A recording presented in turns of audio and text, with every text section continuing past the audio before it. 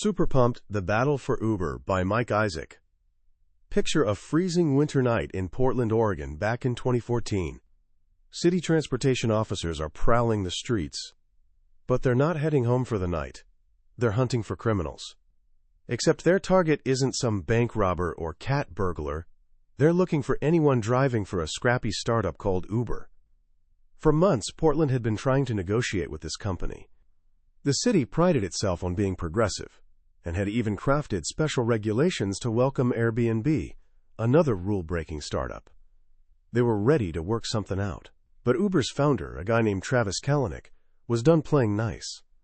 In his mind, the whole system was rigged against him. The taxi unions, the outdated regulations, the politicians in their pockets.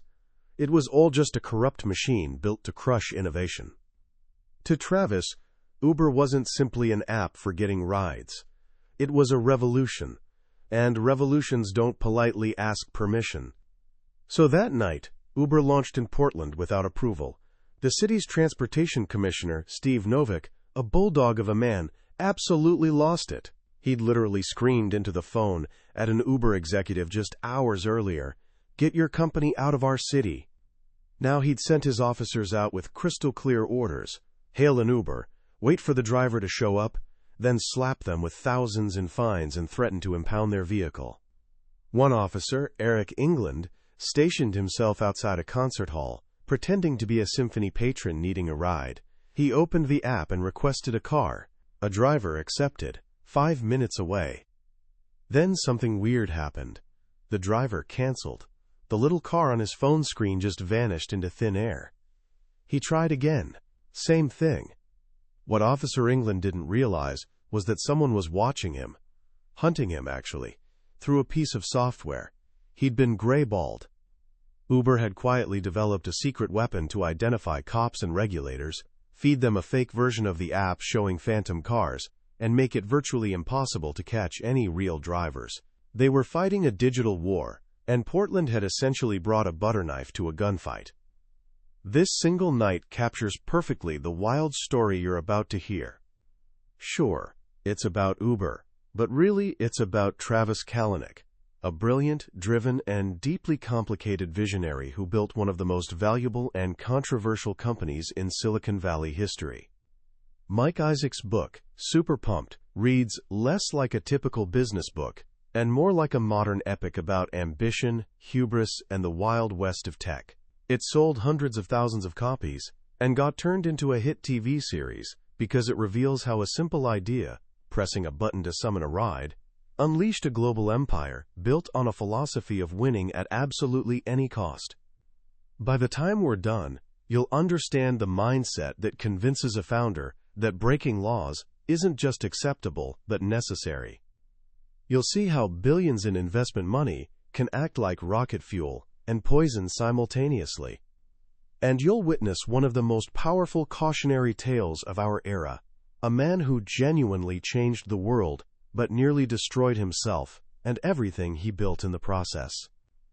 This isn't really about taxis, it's about the very nature of power in the 21st century. The story of Uber is basically the story of Travis Kalanick. To understand the company, its aggression, its brilliance, its toxicity, you've got to understand the man first. Travis grew up in Northridge, California, a quiet Los Angeles suburb. His father, Donald, was a civil engineer, all logic and systems. His mother, Bonnie, worked in advertising and had this fierce competitive charm. Travis inherited both sides. From his dad came an almost savant-like ability with numbers. He could do complex calculations in his head. From his mom came relentless drive and a natural gift for selling. As a kid, he was the top seller at his youth group's pancake breakfast fundraiser. As a teenager, he sold $20,000 worth of Cutco knives door to door in a single summer. But there was a darker thread running through his childhood. In middle school, Travis got bullied mercilessly. He was the math geek, the kid who wasn't cool. Something inside him snapped. He decided right then he'd never be a victim again. He started fighting back, even becoming a bully himself to deflect attention. He learned a brutal lesson. In a dog-eat-dog world, You either bite or get bitten. This forged a siege mentality that would follow him forever. He saw enemies everywhere and believed survival belonged only to the strongest. This mindset followed him to UCLA in the late 90s, right when the internet was exploding. College campuses had lightning-fast connections, and Travis and his friends became obsessed with file sharing, trading music and movies at incredible speeds. This led to his first real startup, Scour.net, basically a proto-Napster search engine. Travis dropped out to work on it full-time, convinced he was on the verge of something massive. Then he learned a brutal second lesson. Scour needed funding to grow, so they met with two LA power players, billionaire investor Ron Burkle and legendary super agent Michael Ovitz. Ovitz offered them a deal, but included a no-shop clause, meaning they couldn't talk to other investors while negotiating. Then he dragged his feet. With the company running out of cash, Kalanick told Ovitz they needed to look elsewhere. 3 days later, Ovitz sued them for breaking the clause. Kalanick was cornered and furious. To save the company, he had to accept Ovitz's harsh terms, giving away more than half the company for a fraction of its value. It was a masterclass in raw power. But the betrayal wasn't finished. The movie and music industries sued Scour for $250 billion for copyright infringement. Ovitz, seeing the writing on the wall, publicly distanced himself and tried to sell his stake, leaving Kalanick to face the wolves alone. The company went bankrupt. Travis fell into a deep depression, sleeping 15 hours a day. He'd poured everything into Scour, only to be betrayed and crushed by a powerful investor. Right there, he made himself a promise. He would never, ever let an investor have that kind of power over him again. He would never trust venture capitalists. As he'd later say, channeling West Coast hip-hop, VCs ain't nothing but ha's and tricks. These two experiences, being the bullied kid who fought back and the young founder crushed by a ruthless investor, created the man who would build Uber. He was like a pit bull that had been kicked its whole life. No matter how many times he got knocked down, he just kept getting back up, angrier and more determined. After the dot-com crash, Travis entered what he called his post-pop depression. He started a second company, Red Swoosh, basically a revenge business using the same file-sharing technology as Scour, but selling it legally to the very media companies that had sued him. For 6 years, he hustled relentlessly, going months without pay, living with his parents, fighting to keep the company alive through the tech winter. Finally, in 2007, he sold it for nearly $20 million, personally netting about $2 million after taxes. For the first time in his adult life, Travis Kalanick was a success. He bought a condo on a San Francisco hill and started angel investing, calling himself the Wolf, a fixer who'd swoop in to help young founders. He even started a social club in his sparsely furnished apartment called the Jam Pad, where entrepreneurs could come to jam on new ideas. And it was at the Jam Pad where Uber was born. The idea didn't actually come from Travis. It came from another successful entrepreneur named Garrett Camp. Camp had just sold his startup, StumbleUpon, for $75 million and was living the good life in San Francisco. But one thing drove him absolutely crazy. He could never get a taxi. The system was ancient and unreliable.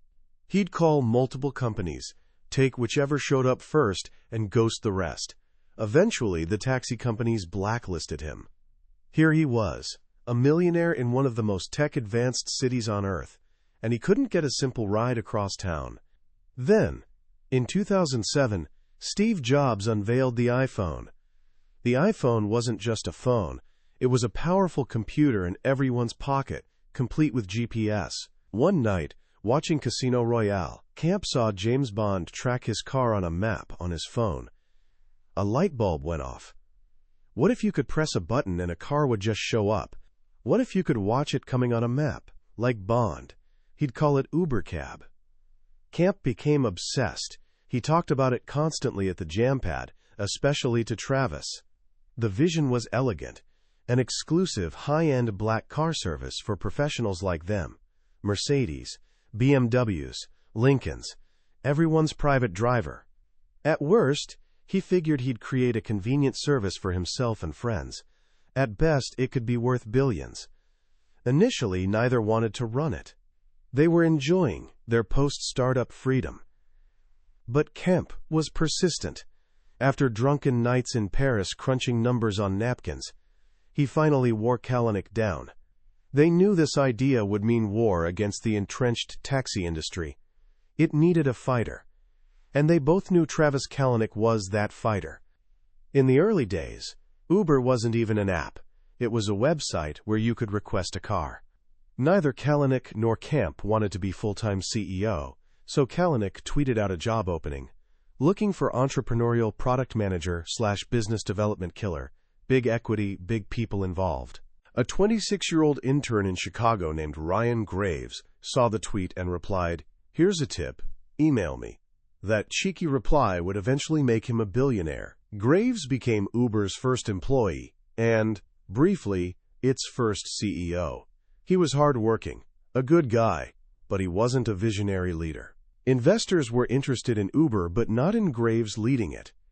It quickly became obvious only one person had the killer instinct needed. Kalanick stepped in as permanent CEO. But true to his oath, he did it on his terms. He demanded a larger ownership stake and majority control, ensuring no investor could ever pull an ovitz on him again. He didn't care about salary. He cared about power. With Kalanick running things, the company, now just Uber, exploded.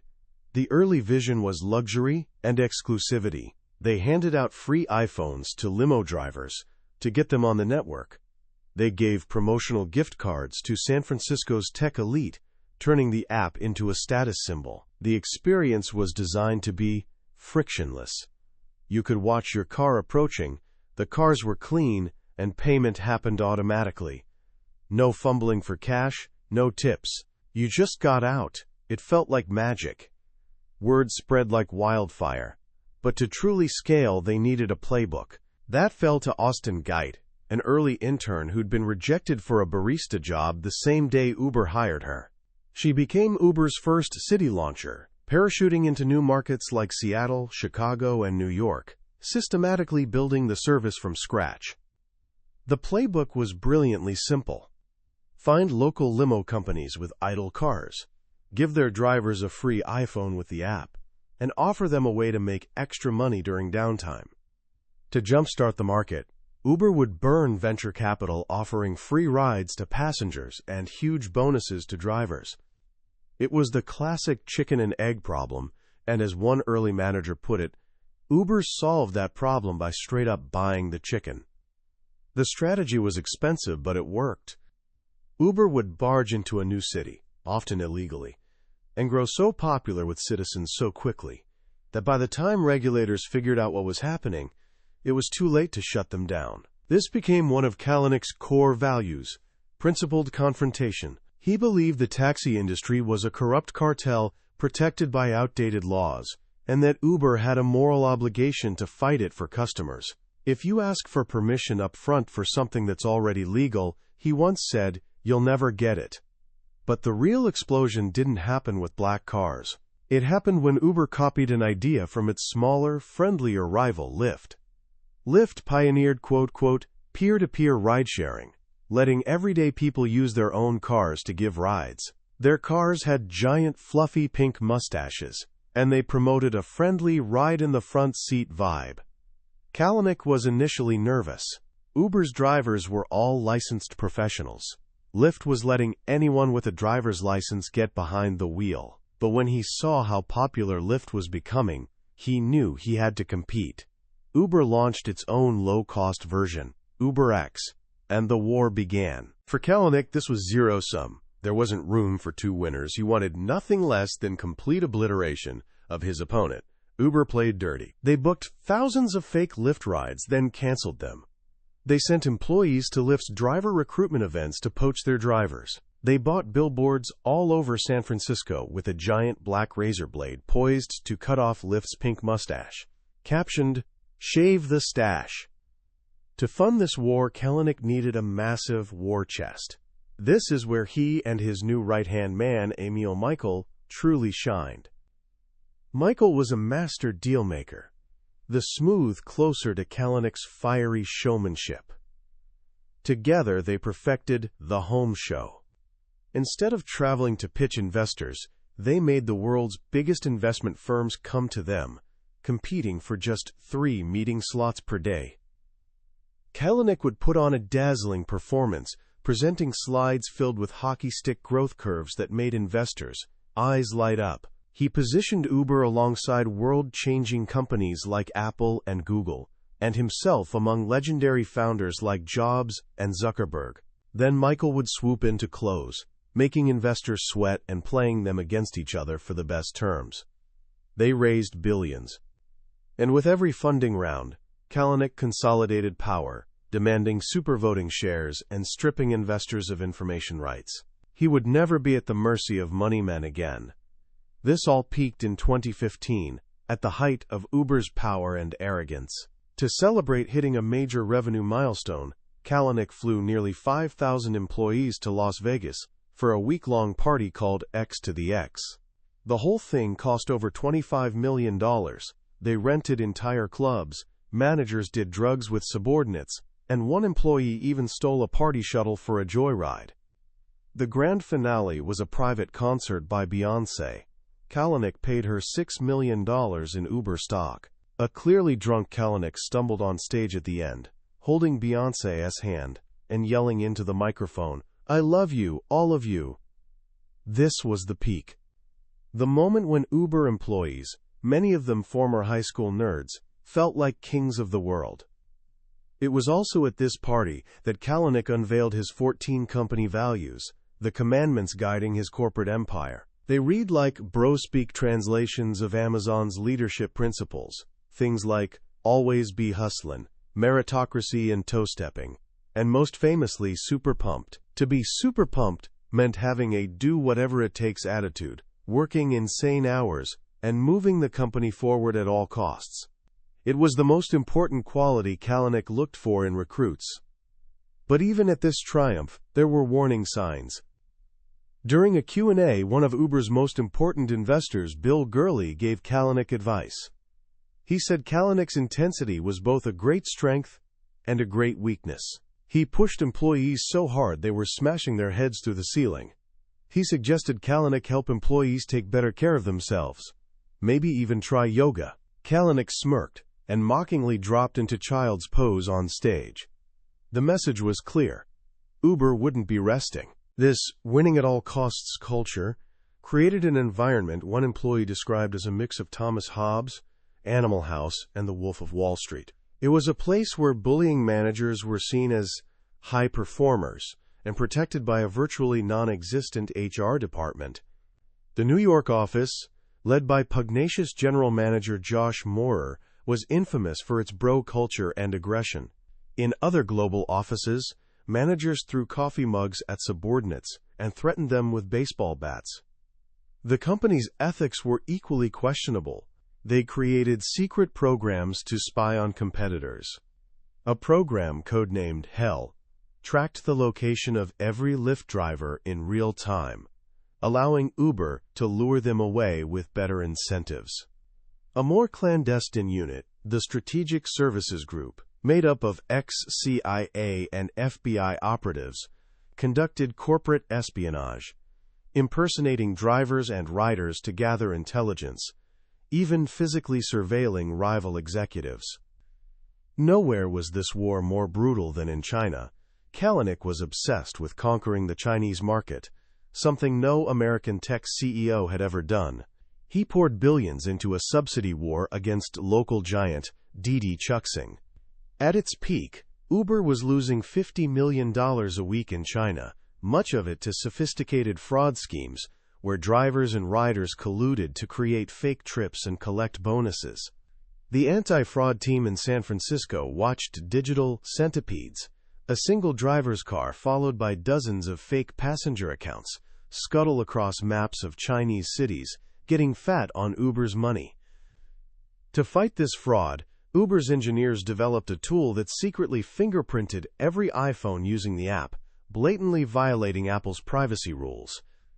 To hide it from Apple's reviewers, they created a geofence around Apple's Cupertino headquarters. If the app was opened near Apple, the secret code wouldn't run. Eventually, an Apple reviewer outside California discovered the deception. Apple's CEO Tim Cook was furious. He summoned Kalanick to his office. Kalanick knew being kicked off the App Store would be a death sentence for Uber. For one of the few times in his life, he humbled himself and promised it would never happen again.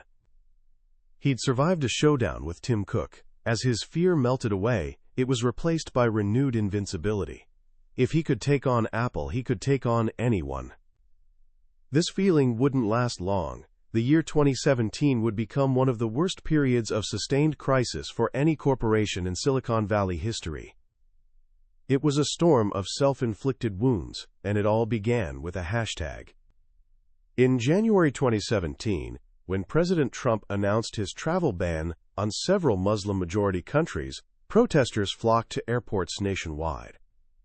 In New York, the taxi workers, union, largely Muslim drivers, announced a one-hour strike at JFK in solidarity.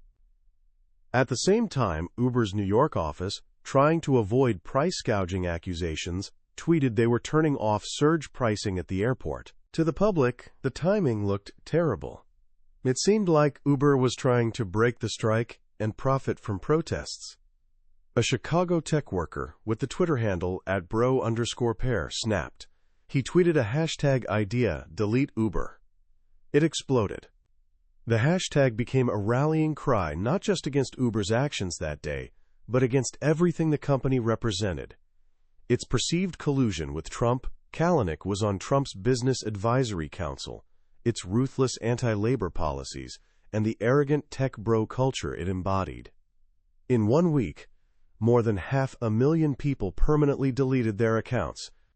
Lyft, which had been on the verge of failure, saw a massive user surge and raised new funding, saving it from extinction.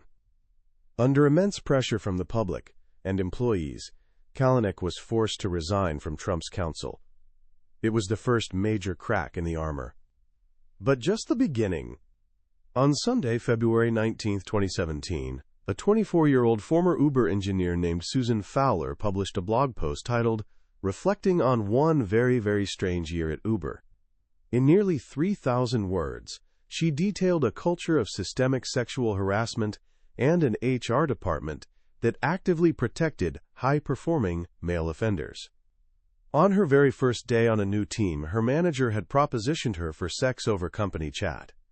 When she reported him to HR, she was told that since he was a high performer, they'd only give him a warning, and she could either stay on his team and risk a bad review or find a new team.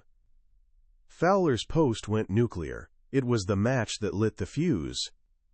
The story was so damning because it confirmed everything the public already suspected about Uber's toxic, misogynistic culture. Kalanick, seeing the internal revolt, moved quickly. He announced an independent investigation led by Eric Holder, the former U.S. Attorney General.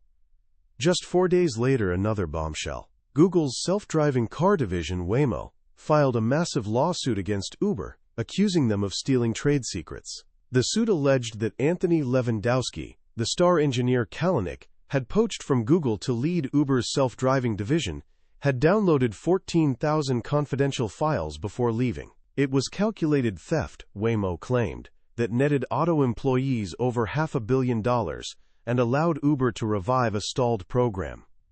Then, at the end of February, the ugliest blow of all, Bloomberg News released a dashcam video showing Travis Kalanick in the back of an Uber, arguing with his driver Fauzi Camel over falling fares. "I lost $97,000 because of you," the driver tells him. "I'm bankrupt because of you." Kalanick's response is brutal. "Some people don't like to take responsibility for their own stuff," he screams in the driver's face before slamming the door. "They blame everything in their life on somebody else. Good luck." The video was a public relations apocalypse. This wasn't a rumor or anonymous source. This was Travis Kalanick, in his own words, revealing the contempt he seemed to have for the very drivers his empire was built on. When his top executives saw the video, Kalanick collapsed onto the floor, writhing and muttering, "This is bad. What is wrong with me?" He was forced to issue a profound public apology, admitting for the first time he needed cheap leadership help and had to grow up. The company was in freefall. High-level executives started resigning. The press uncovered the Greyball program, leading to a federal criminal investigation. The story about executives' trip to a South Korean escort karaoke bar came out. It was a new disaster every week. The final, fatal blow was a personal tragedy. In late May, Kalanick's parents were in a horrific boating accident. His mother, Bonnie, was killed instantly. His father, Donald, was critically injured. Travis was devastated. In the middle of his grief, the investors made their move. The group of early investors who'd once championed Kalanick, led by Bill Gurley of Benchmark Capital, had had enough. They'd watched for months as the company they'd poured millions into was being torn apart by its founder's scandals. Gurley, who'd once been Kalanick's biggest supporter, now saw him as a liability that had to be removed. On Tuesday, June 20th, 2017, two of Gurley's partners from Benchmark flew to Chicago, where Kalanick was interviewing a potential COO. They walked into his Ritz-Carlton hotel room and handed him a letter signed by 5 of Uber's major investors. The title was Moving Uber Forward. Its first demand was simple and brutal: you must immediately and permanently resign as CEO. Kalanick was stunned, then furious. He paced and shouted. He felt betrayed. How could they do this just weeks after his mother's death? But the investors, who called themselves the Syndicate, had him boxed in.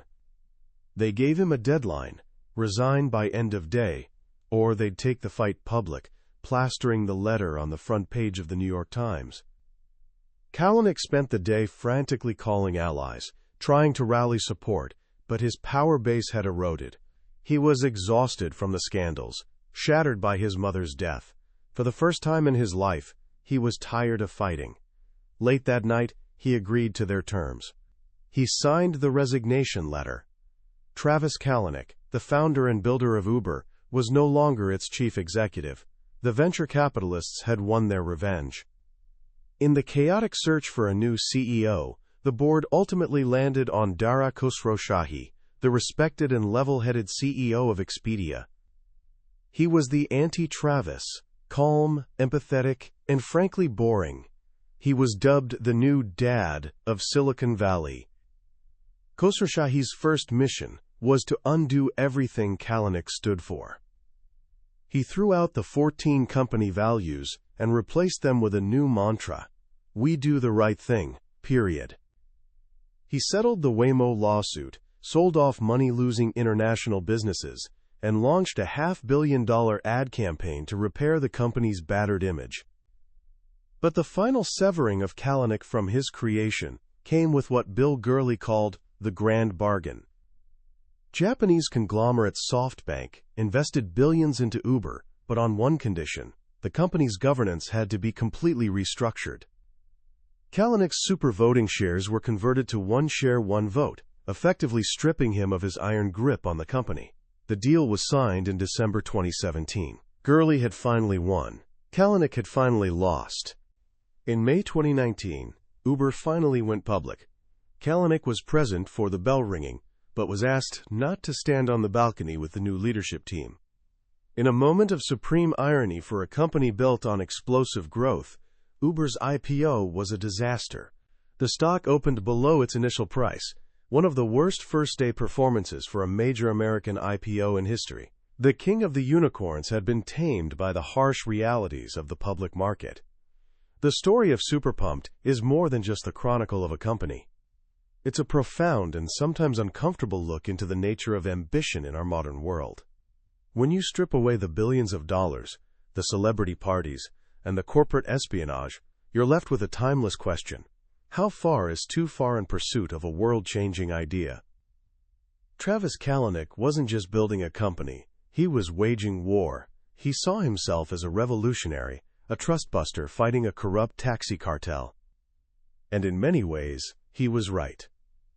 The old taxi system was inefficient, outdated, and often terrible for customers. Uber, at its best, was a magical solution. It was testament to the idea that a single person, with a bold vision and unrelenting will, can genuinely change the daily lives of millions. That part of the story is deeply inspiring. It's the story we tell ourselves about innovation. But the book forces us to look at the dark side of that same coin. The very qualities that made Kalanick a brilliant founder, his aggression, his principled confrontation, his willingness to break rules, were the same qualities that led to the company's toxic culture and near self-destruction. The line between being a disruptor and being a bully, between being super pumped and being reckless, became hopelessly blurred. One of the most powerful lessons from this story is about the cult of the founder. For years, Silicon Valley worshipped founders like gods. They were the visionaries, the philosopher kings who could see the future. Investors gave them unchecked power, billions of dollars, and a free pass to move fast and break things. Uber is the ultimate cautionary tale of what happens when that worship goes too far. When you remove all checks and balances, when you tell a founder that winning is the only thing that matters, you create a monster. The investors who enabled Kalanick's rise were the same ones who ultimately had to stage a coup to take him down. They lit the fire, then were shocked when the whole house started burning. For anyone with a dream, for anyone trying to build something of their own, this book serves as a critical, moral compass. It asks you to define your own values before the world defines them for you. What does winning really mean to you? Is it just about market share and valuation? Or is it also about the culture you create, the people you empower, and the legacy you leave behind? Kalanick's 14 values were plastered on Uber's office walls, but the unwritten value, the one that truly mattered, was win at all costs. And the cost, in the end, was nearly everything. Perhaps the most practical takeaway is simple. Culture isn't what you write on a poster. It's what you reward and what you punish. At Uber, high performers who were bullies or harassers were protected because they delivered growth. That single decision, repeated over and over, created a system where the worst behavior was not only tolerated, but implicitly encouraged. If you're leading a team, a project, or even just your own life, ask yourself, what behavior am I truly rewarding? The answer to that question will define your culture more than any mission statement ever could. That was a summary of Super Pumped by Mike Isaac. We've certainly touched on the major battles and betrayals today, but I'll be honest with you, a summary can only ever give you the bird's eye view. The real power of this story is in the details, in the moment-to-moment decisions and human drama that a brief overview can't fully capture. This summary is designed to help you decide if this book is worth your time. If the epic rise and fall of this modern empire has sparked something in you, I truly encourage you to grab a copy. Reading it isn't just about learning business history. It's an experience that will make you think deeply about the world we live in and the price of progress. A link to the book is in the description. Also, if you found this journey valuable, please show your support by hitting that like button and subscribing to the channel. That way, you won't miss our next exploration into another life-changing book from the billionaire's bookshelf. Let's keep learning and growing together.